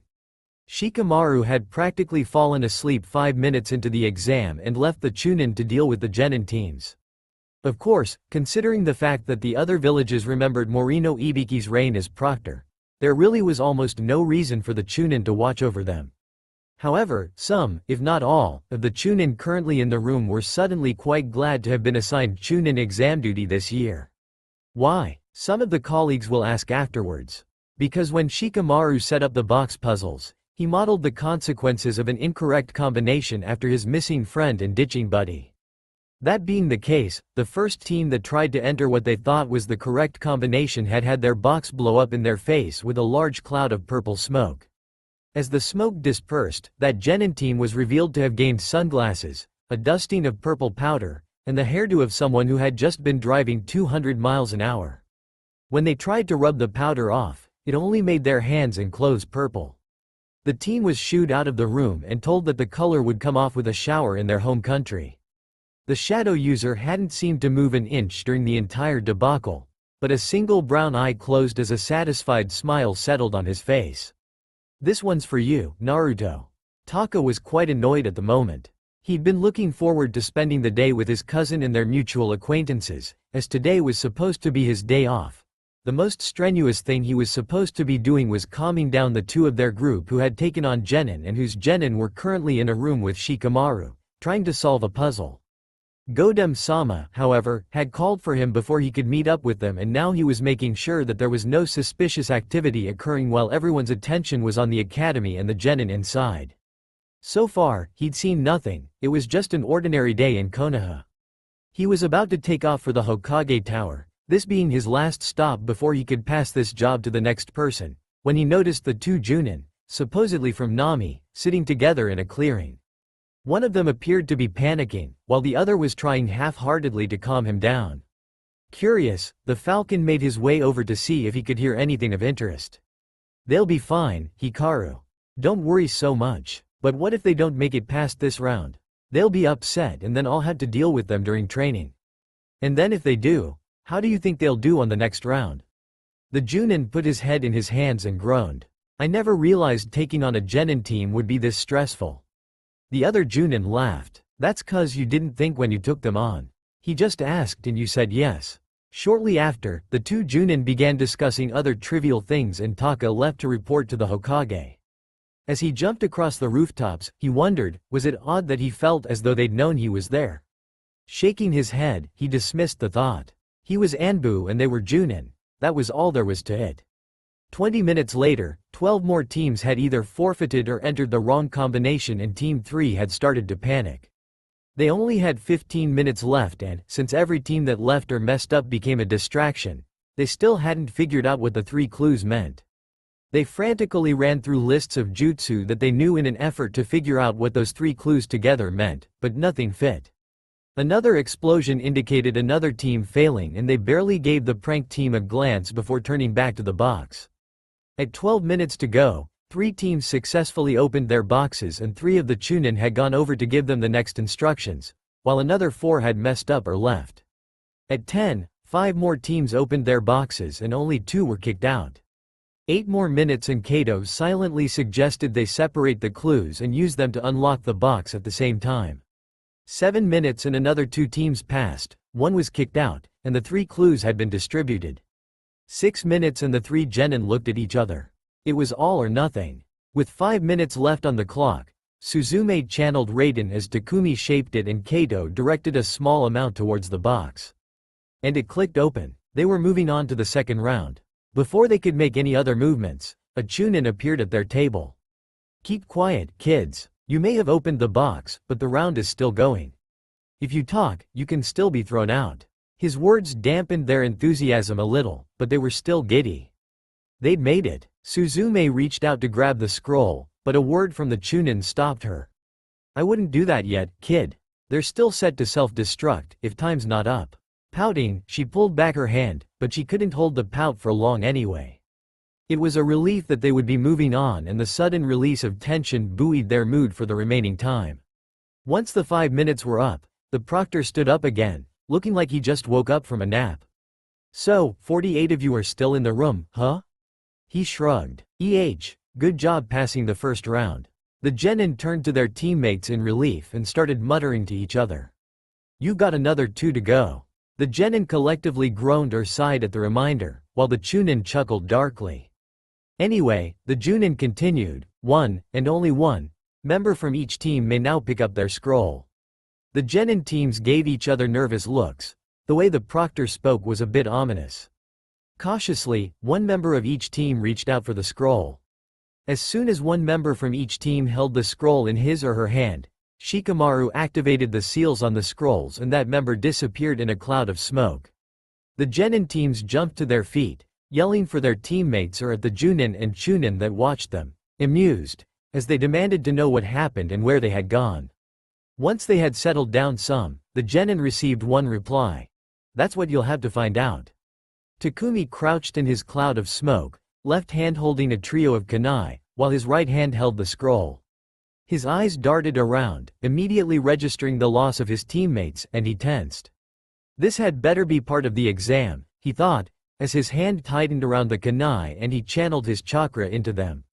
As the cloud dispersed, another Chunin, different from the one who had been at their table, leaned comfortably on the closed door. Takumi narrowed his eyes. "Easy there, kid," the Chunin said, one corner of his mouth quirking up. "This is part of the exam." Takumi shifted, eyeing him suspiciously. "Seriously, this is the second part of the exam," the Chunin replied in response. With a sigh, he straightened, and Takumi backed away from him. The Chunin rolled his eyes. "Here's the deal, kid. You have to find your way out of this building with that scroll." He indicated the scroll Takumi held in his right hand that had brought the genin to the room. "The catch? You have to find your teammates first and not lose the scroll.